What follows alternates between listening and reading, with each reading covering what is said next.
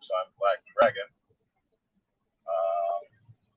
So we're in a new interface now.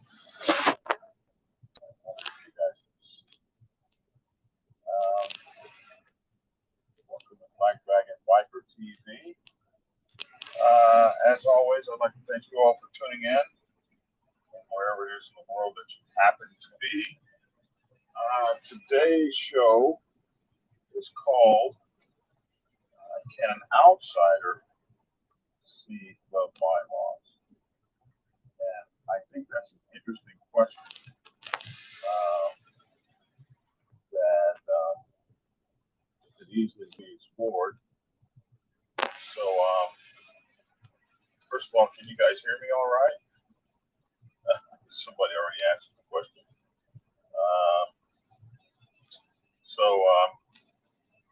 Yeah, so I think that's an interesting question, and I get asked questions like that all the time from people that are pretty new to the biker set, and I think it's a fair question because you're interested in joining somebody's motorcycle club, and people always tell you, hey, if you want to join somebody's club, go hang around, get to know the folks, and present yourself, and then you should be presented with an opportunity to prospect, blah, blah, blah.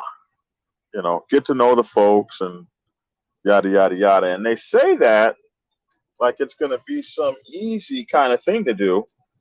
And, all you got to do is show your interest, and voila, you will be magically invited to participate in this great motorcycle club adventure.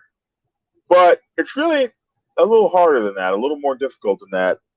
And you will find that in order to get to know the club,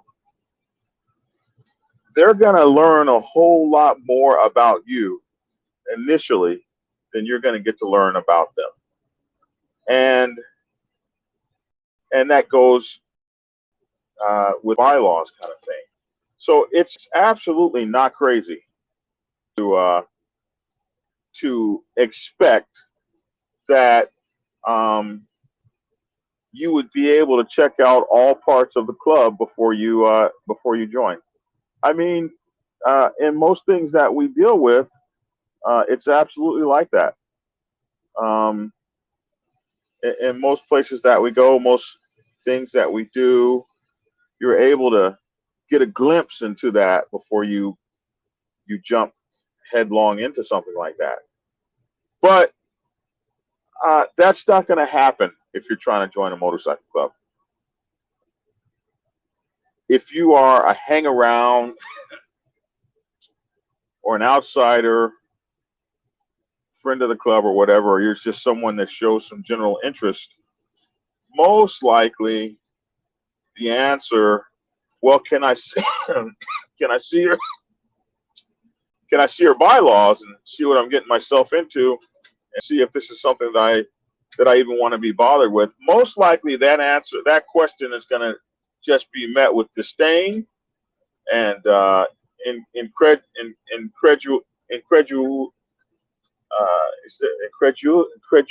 Oh my goodness, I can't bring that word to my mouth. But people are going to be looking at you incredulously, like, I know this guy didn't just ask that. So that's why I'm making this video, so that you don't ask that. Because people are going to be looking at you just out of jaundiced eyes, like, how dare he ask something like that? Well, if you're not involved in motorcycle club culture, and you're just now learning this, it might come as a complete shock to you that no, you're not going to be allowed to see a whole lot of things from the beginning, from the inside, from the outside looking in. You're just hanging around. No, we're not going to be showing you a bunch of our bylaws. Not going to be teaching you a bunch of our traditions. And these are things that you're just going to have to figure out while you're observing. You might not be able to know the bylaws, but you'll get to learn the club culture as you hang out with these guys. You'll be able to see, are these some guys that I really feel like dealing with? Do these guys deserve my time? Um, just by how they act and how they treat one another and some of the things they talk about and how they treat other people and how they treat other motorcycle clubs, you'll be able to glean those things from a hang around period. And so that's why you have two ears, two eyes, two noses, one mouth. When you're getting to know them, you really want to spend your time looking, hearing, listening, and even smelling. Sometimes you can smell when things ain't no good, uh, even even before um, even before you can see there ain't no good. Sometimes you just get to a situation and you're just like, this don't even smell right. This don't even pass the smell test. So that's the part of discernment um, that that you must have. You must have a level of street smarts, as we call it in the United States. I see we have some guys in from all over the world. We've got Holland in and some other place like that. Other places like that. So, welcome to you guys from all over the country. Looks like we got some incom guys in and stuff like that. Welcome to you guys. And make sure to comment in the comments section. Hello, Christopher, greeting over in Nova Scotia. Good to see you as well. Wow, got the whole world on today. So it's just not typical that a motorcycle club, and I got to say this too. Everything I say, you do know that the minute I say it, there's some place, somebody, something that's gonna be different than what I said. You do know that, right? So you got to take what I say and understand it might not be the same in your country, it might not be the same in your state, might not be the same in your MCs. I just talk in generalities because there are some MCs, absolutely, like especially on the 99% side, that are kind of like, we have absolutely nothing to hide, and if you want to look at our bylaws, please do, and uh, and get back to it. As a matter of fact, here's a copy of them. Some guys are like that. Some clubs are like that. They're very transparent. Other clubs are not. Um, they're very secretive, and where the bylaws in most instances are just like really common sense things. Um, a lot of clubs would feel absolutely insulted that you would want to see them before the time is appropriate. Now, when does Black Dragon think the time is appropriate? I think the time that is appropriate is when you're prospecting. When you've been voted in as a prospect, in most clubs, in a club like mine, you are responsible uh, for following the bylaws. So how the hell could you follow them if you don't know what they are? So, in my club, a prospect pays dues. A prospect can be fined, suspended, and these things. So the prospect is responsible to perform to a certain standard according to the bylaws. Now, he's not going to be held to a standard as tight as a full patch brother. Of course not, because he's learning. But there are certain things that a prospect should know, and you can't know that without seeing the bylaws. Now, I know clubs that won't even let prospects see bylaws. They think that even a prospect seeing a bylaw is wrong, and and I admit that. Like there are some clubs that just me saying that be like, oh my God, I know he didn't say a prospect could see bylaws. So don't run to your club and say Black Dragon says as soon as I'm a prospect I should see the bylaws. I did say that, but it might not work in your club. Somebody said common sense is in short supply, and that is another problem because common sense is absolutely in short supply. Cycle Kings, we are with you, Black Dragon, coming straight out of Kingstown, West Ashley Station, Mother Chapter, Trenton, New Jersey, in the house. And let me tell you something, just to break away for a second, I absolutely love the Cycle Kings. The Cycle Kings are like a brother club to us down here in Atlanta, and is it Albany that they're also in, that you guys are in? Those guys are my brothers. They're my second club, and I was in the Mother Chapter in Trenton several years ago, and I was treated like a king when I was there. The Cycle Kings since 1972, with chapters all up and down the Eastern Seaboard.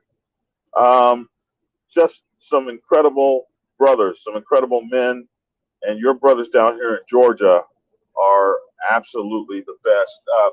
I had actually gotten out of, I'd really kind of almost like retired from my club. I had really kind of let the biker life go. And it was the brothers of the Cycle Kings Atlanta chapter that brought me back to the life. And they were with me before I became a national president and all this stuff when I was just regular old John. And so I love you, brothers, man. It's good to have you on the channel. Thanks for watching. And that's just I just took a little bit of time out to tell you guys that if you're ever in Trenton, New Jersey, drop by the Cycle King. They are just some stellar brothers. But anyway, getting back to this, I sometimes get pulled off of stuff. That's when I think that you should see Bylaws. That's just me, what I think. I have chapters in my own club, in my own nation, that won't show prospects Bylaws. But so there's even a division among folks in my own nation. But I think personally, if you're prospecting, you've got a patch on your back, you're representing the club, you're paying dues sometime in that prospecting. You can't, to me, become a full patch and not have seen the Bylaws.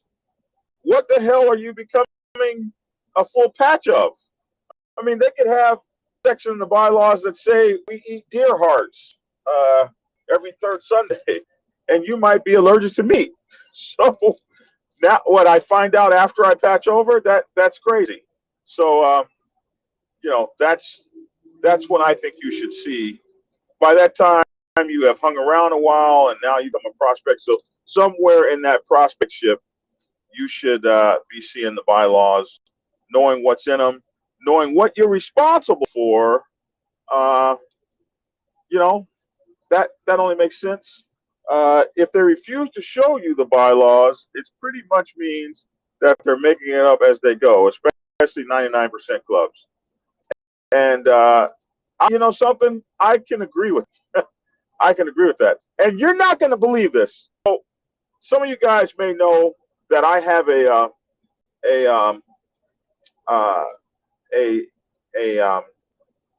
phone line where I give advice to motorcycle clubs, and you know they pay a certain amount of money per minute.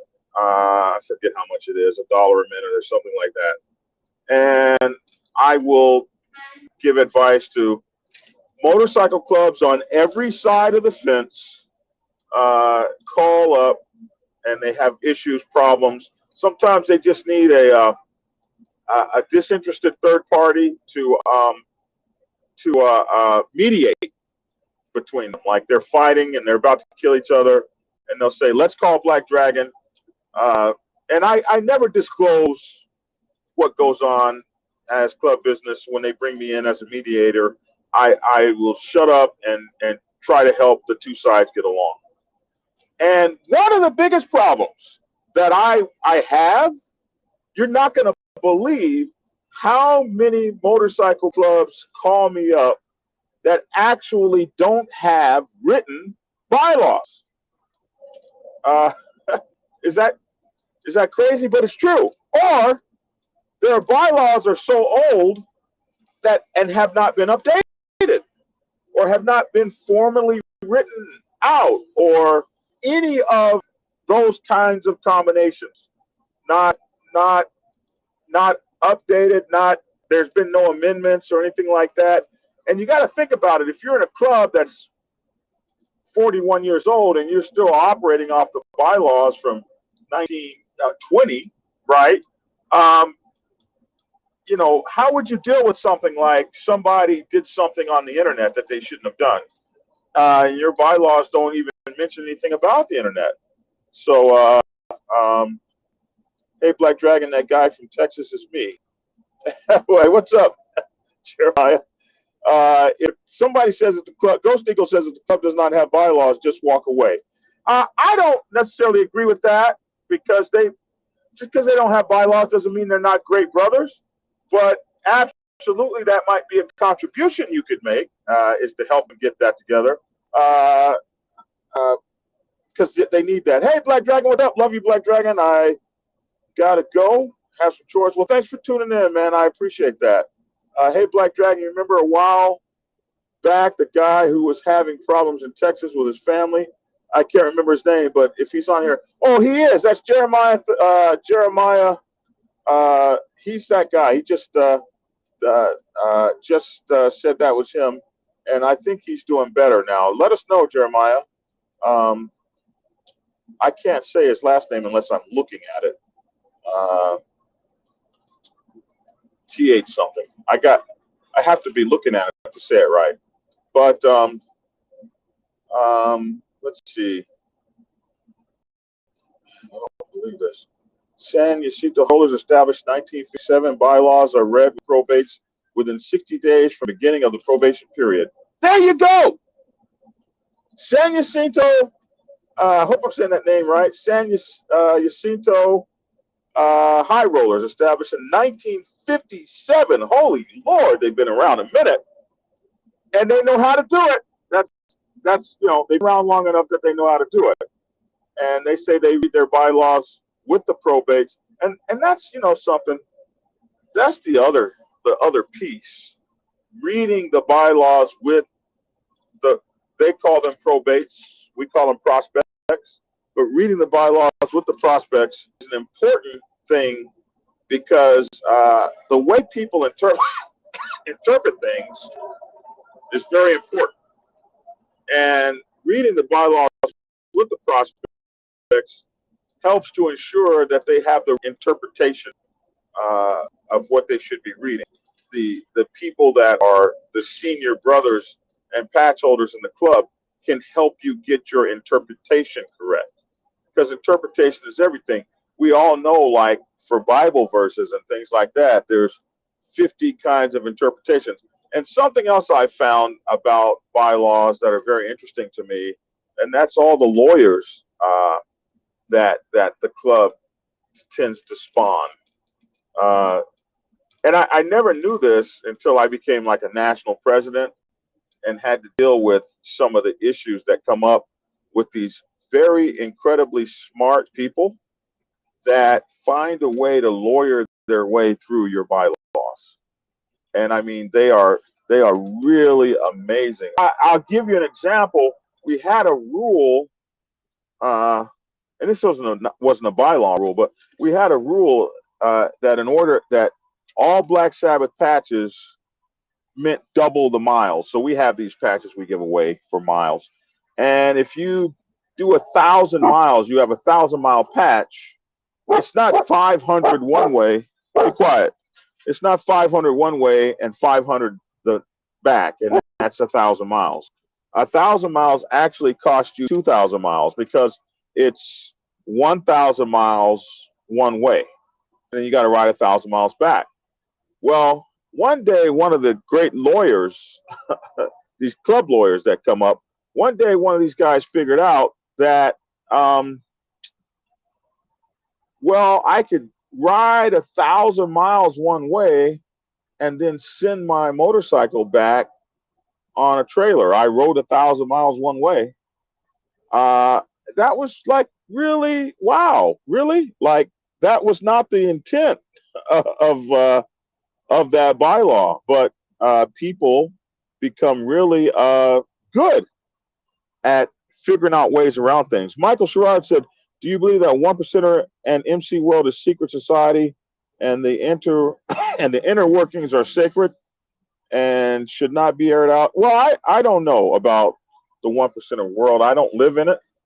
It's not my world. The only time I really comment on 1%er stuff is how we have to deal with it in the 99% world, or traditional family or outlaw club. How we have to deal with diamonds. Will you stop that? Oh, I see that dog over there. Stop that. So, for me, that's about the extent to which, I will ever discuss what they do, is how it interacts with us. So how we have to interact with them to do this, that, or the other would be that discussion. But what they do, secret lifestyle, whatever the case may be, that's them. I don't know, really. I've never been privy to one of their churches. Heck, they could be doing exactly the same things we are. I don't know. Good morning, Gary, Indiana. Good morning, good morning. Oh, what's up? Ireland in the house. Topeka, Kansas, tuning in. Good to see y'all. My brother's up in Topeka. Let's see. I guess that's yeah. We got a lot of people today. Our club even has rules, bylaws for supporters and hang-arounds. Rule number 1: never talk SHIT about any other club. Man, that is like the most awesome rule right there. That's a very, very good rule, is to keep your mouth shut about other motorcycle clubs, especially out on the biker set, because the biker set has ears. The biker set has ears, and you never know who you're running your mouth in front of. So you're sitting there at the bar talking and running your mouth about a club, and you don't know the guy sitting next to you is the president. He just doesn't have any colors on that day, or the president's girlfriend, or something like that, of the club you're talking about. So yeah, rule number 1: keep your mouth shut about other clubs. Very, very cool. All right, so just wanted to get that out there this morning. I think I've answered all the questions that I see that might be out there. We're getting some tires for the car. Actually, we have the tires, but something went wrong with the sensors that tell you how much air is in the tire. And that's really crazy, because I've never needed that or used that before. I just always put the air in the tires that needs to be in there. However, since it's on there, I want it to be working. Does that make sense? So anyway, what's up, Louisiana? Young Buck tuning in. Good to see you. So listen, this Saturday, Hollywood and I will be interviewing the international president of the Vagos Motorcycle Club Nation. So that's going to be a really cool interview. So check us out. It's going to be, stop it, 7 p.m. And you'll see it's going to be Saturday, and you'll see all of our stuff up on the site about it. So check us out there, and we'll talk about that. Have a lot of fun there. Anyway, Black Dragon Biker TV on YouTube, Facebook, and Instagram. Also, help us get to 10,000 on our Instagram by going to our Instagram and checking us out. If you wouldn't mind, you can get us on, let us say, Facebook, YouTube, Also, the Discord channel. We have a cool Discord channel.